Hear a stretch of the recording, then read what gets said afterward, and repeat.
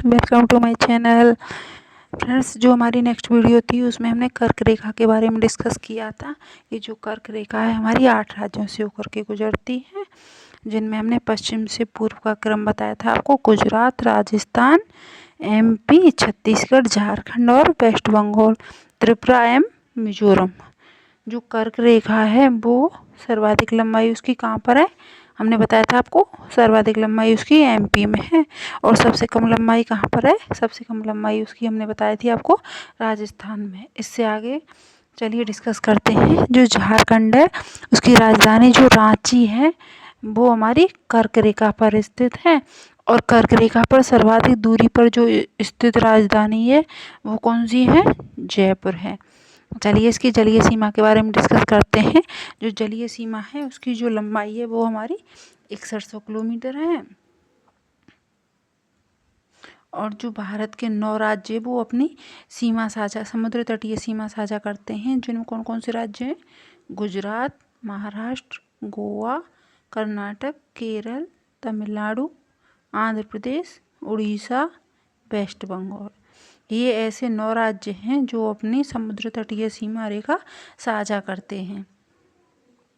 सबसे लंबी जो समुद्र तटीय सीमा रेखा है वो किसकी है, गुजरात की है, और सबसे छोटी है वो गोवा की है।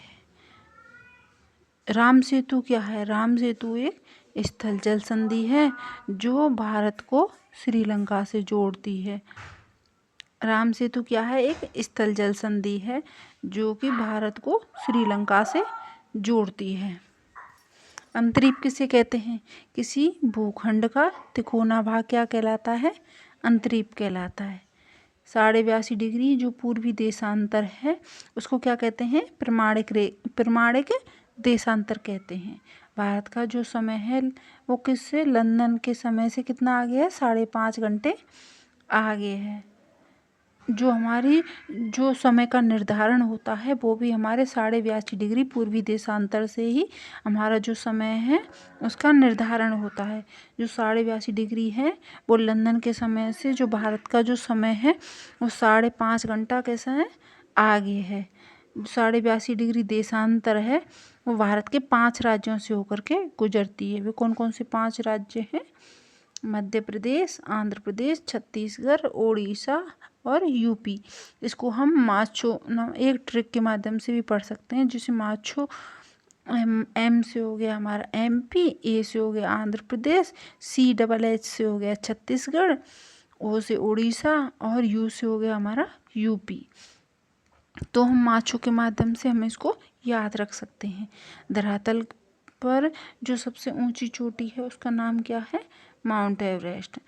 जबकि धरातल के जो नीचे सबसे बड़ा गहरा गर्त कौन सा है, मैरियाना ट्रंच, मैरियाना गर्त, जिसकी ऊंचाई कितनी है, लगभग 11,022 मीटर अर्थात 11 किलोमीटर।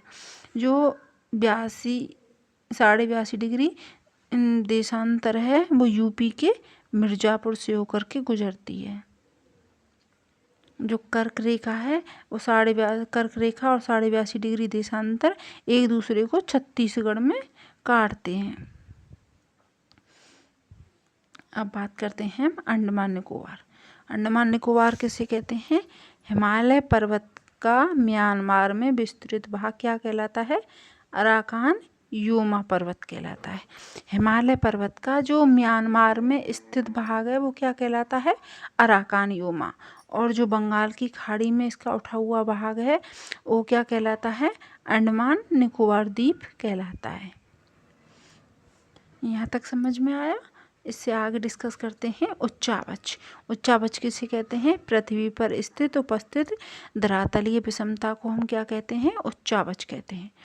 भारत के भौतिक प्रदेश, भारत को 4 भौतिक प्रदेशों में विभक्त किया गया है।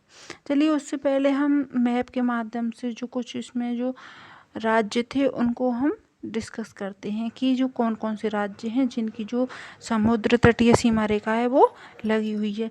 तो आप इस मैप के माध्यम से देख सकते हैं कि ये गुजरात है, इसकी जो समुद्र तटीय सीमा रेखा है वो सबसे ज़्यादा लगी हुई है। गुजरात हो गया हमारा, महाराष्ट्र हो गया, ये हो गया हमारा कर्नाटक, ये हो गया केरल, तमिलनाडु, आंध्र प्रदेश, उड़ीसा, और ये इनकी जो सीमा रेखा है वो हमारे सबसे ज़्यादा वेस्ट बंगाल।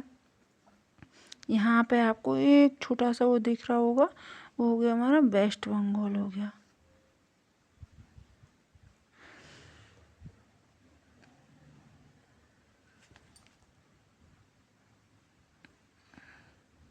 अब देखिए कि जो इसके जो भारत के भौतिक प्रदेश थे उनको कौन कौन से 4 भागों में विभक्त किया गया है। सबसे पहला है हमारा उत्तर का पर्वतीय प्रदेश, दूसरा है उत्तर का विशाल मैदान, तीसरा है दक्षिण का पठारी व प्रायद्वीपीय क्षेत्र, चौथा है समुद्र तटीय क्षेत्र।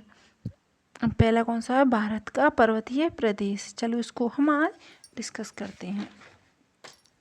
जो भारत का पर्वतीय प्रदेश है वो भारत का जो पर्वतीय प्रदेश है वो भारत के पश्चिमोत्तर अर्थात पश्चिम और उत्तर से लेकर के पूर्व तक हिमालय की जो पर्वतमाला है वो विस्तृत है। इसकी जो लंबाई है वो कितनी है?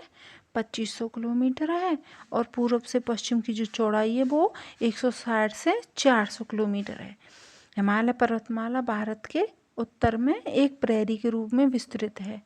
प्रैरी मीन्स कि ये जो हमारे लिए विभिन्न प्रकार से सुरक्षा करता है, जैसे कि साइबेरिया से आने वाली जो ठंडी हवाएं हैं उनको रोकता है, और इसमें विभिन्न प्रकार की जड़ी बूटी, इनको हम आगे डिस्कस करेंगे।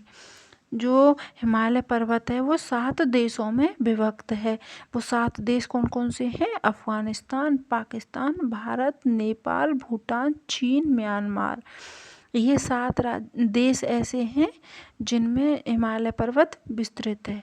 जो हिमालय पर्वत है वह भारत के निम्न राज्यों में भी विस्तृत है, जैसे कि लद्दाख, जम्मू कश्मीर, उत्तराखंड, हिमाचल प्रदेश, सिक्किम, अरुणाचल प्रदेश, नागालैंड, मणिपुर, मिजोरम, असम, मेघालय, त्रिपुरा। ये जो पूर्वोत्तर राज्य हैं इन सभी में हिमालय पर्वतमाला विस्तृत है, फैली हुई है।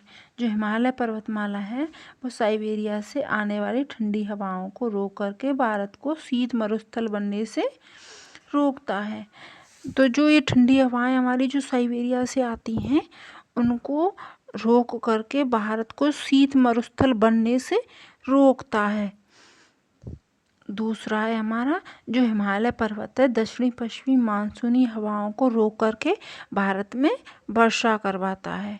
इसमें अनेक प्रकार की औषधियाँ पाई जाती हैं, विभिन्न प्रकार की वनस्पति पाई जाती है, और जो हिमालय पर्वत है इसको विभिन्न नदियों का उद्गम स्रोत भी कहा गया है।